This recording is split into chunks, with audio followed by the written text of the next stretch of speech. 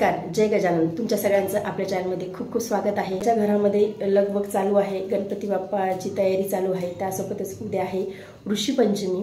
तर ऋषी पंचमीच्या दिवशी श्री गजानन महाराज यांनी संजीवन समाधी घेतली होती। तो दिवस होता 8 सप्टेंबर 1910 आणि वार होता गुरुवार।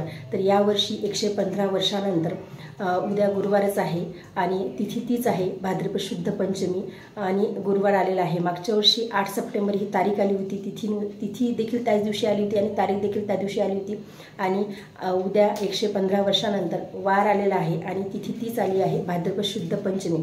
तर भाद्रपद शुद्ध पंचमीला श्री गजानन महाराजांनी संजीवन समाधी शेगाव येथे घेतली होती। महाराजांचं अभिवचनच होतं की मी गेलो ऐसे मानू नका, भक्तितंत्र करू नका, कदाही मजलागी विसरू नका, मी आहे येथेच।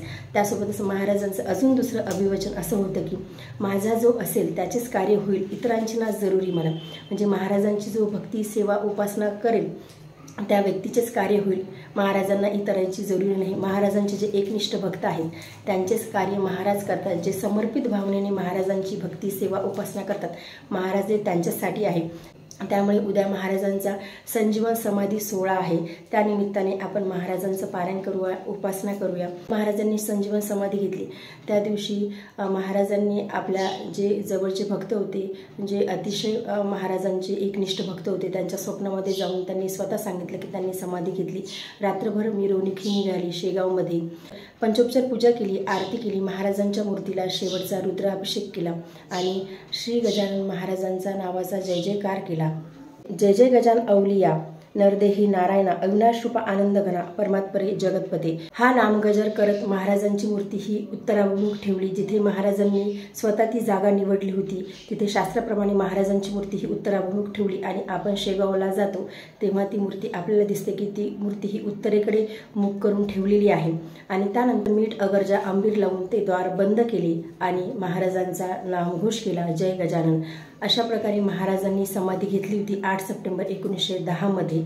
आणि त्यानंतर 1-1.5 वर्षानंतर हरी पाटील यांना महाराजांचा विरह सहन होईना, त्यानंतर त्यांनी ती जी शिळा आहे लावलेली ती काढली आणि महाराजांनी साक्षात त्यांना दर्शन दिलं। म्हणजे जसं काही महाराजांनी नुकतीच समाधी घेतली आहे, महासमाधी घेतली आहे, अशा स्थितीमध्ये महाराजांनी हरी पाटील यांना दर्शन दिले आहे। महाराजांचं वचनच आहे की मी गेलो आहे असे मानू नका, भक्तितंत्र करू नका, कदाही मजलागी विसरू नका, मी आहे येथेच। त्याप्रमाणेच महाराज अजूनही तिथे आहे, आपल्या भक्तांचं रक्षण करण्यासाठी महाराज तिथे आहेत। आणि महाराजांचं अजून एक अभिवचन आहे ते म्हणजे माझा जो असेल त्याचेच कार्य होईल, इतरांची ना जरुरी मला। त्यामुळे महाराजांची सदैव भक्ती सेवा उपासना करणे, महाराजांचं पारायण करणे, ऋषी पंचमीच्या दिवशी आवर्जून ज्यांना श्री गजानन विजय ग्रंथाचं पारायण करायचं आहे, म्हणजे मोठ्या ग्रंथाचं पारायण करायचं आहे, त्यांनी ज्याच्याकडून शक्य आहे त्यांनी आवर्जून श्री गजानन विजय ग्रंथाचं म्हणजेच मोठ्या ग्रंथाचं पारायण करावं।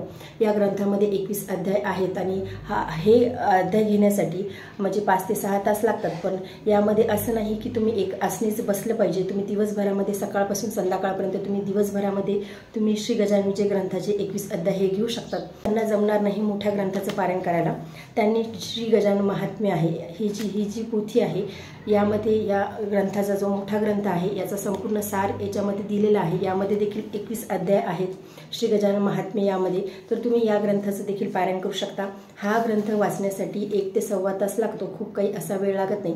तर तुम्ही ऋषी पंचमीच्या दिवशी या ग्रंथाचं देखील पारायण करू शकता। आणि ज्यांना मोठ्या ग्रंथाचं पारायण करायचं आहे मग ते दिवसभरामध्ये कधीही तुम्ही पारायण करू शकता, सकाळपासून तर संध्याकाळपर्यंत तुम्ही श्री गजानन विजय ग्रंथाचं पारायण करू शकता। आणि ज्यांना उपवास करायचा आहे ऋषी पंचमीचा ते उपवास देखील करू शकतात। तुम्ही संध्याकाळी उपवास सोडू शकता किंवा दुसऱ्या दिवशी देखील तुम्ही ऋषी पंचमीचा उपवास सोडू शकता। ऋषी पंचमीचं व्रत का करावं, ऋषी पंचमीचं व्रत केल्यामुळे महिलांना कोणत्या दोषापासून मुक्तता मिळते याबद्दलचा व्हिडिओ मी काल तुमच्यासोबत शेअर केला होता, तो तुम्ही बघा। आणि तुम्ही तुमचा जर का तुम्हाला उपवास करायचा असेल, व्रत करायचं असेल तर तुम्ही तो करू शकता। ज्यांच्याकडून आता पारायणच होणार नाही श्री गजानन विजय ग्रंथाचं किंवा या दोन्ही ग्रंथाचं देखील पारायण करणं होणार नाही, त्यांनी श्री गजानन महाराजांचं 52चं वाचन करावं, स्तोत्राचं वाचन करावं किंवा अखंड नामस्मरण उद्या ऋषी पंचमीच्या दिवशी श्री गजानन महाराजांचा संजीवन समाधी सोहळा आहे, अखंड नामस्मरण करण्याचा प्रयत्न करा किंवा मग महाराजांचं गणगण गणात बोते या मंत्राची तुम्ही देवघरासमोर बसून तुम्ही गणगण गणात बोते या मंत्राची तुम्ही माळ घेऊ शकता। एक माळ 5 माळी, 7 माळी, 11 माळी किंवा 21 माळी तुमच्याकडून जसं शक्य होईल तसं तुम्ही नक्की श्री गजानन महाराजांचं उद्या पारायण करा किंवा नामस्मरण करा किंवा स्तोत्र वाचा, 52 वाचा. परंतु उद्या ऋषीपंचमीचा सोहळा आहे गजानन महाराजांचा, त्यामुळे ह्या गोष्टी आवर्जून कराव्या. कारण की महाराज सदैव आपलं रक्षण करतात. महाराज हे आपल्या भक्तांसाठीच आहे. आणि जसं मी तुम्हाला सांगितलं की त्यांचं अभिवचनच आहे की जो माझा असेल त्याचेच कार्य होईल, इतरांची ना जरुरी मला. त्यासोबतच मी गेलो ऐसे मानू नका, भक्तितंतर करू नका, कदाही मजला विसरू नका, मी आहे येथेच. त्यामुळे महाराज येथेच आहे, महाराज कुठेच गेले नाही. त्यामुळे महाराजांची भक्ती, सेवा, उपासना ही आपल्याकडून आवर्जून घडायला हवी. उद्या महाराजांचा संजीवन समाधी सोहळा आहे. त्यानिमित्ताने आपण महाराजांचं पारायण करूया, उपासना करूया.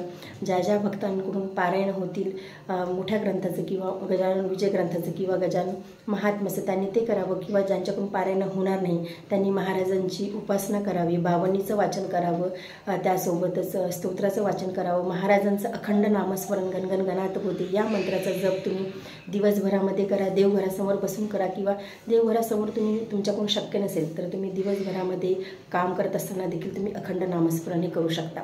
आजच्या व्हिडिओमध्ये एवढेच. व्हिडिओ जर तुम्हाला आवडला असेल तर व्हिडिओ लाईक करा, चॅनलवरती नवीन असेल तर चॅनलला सबस्क्राईब करा. जय गजानन. धन्यवाद.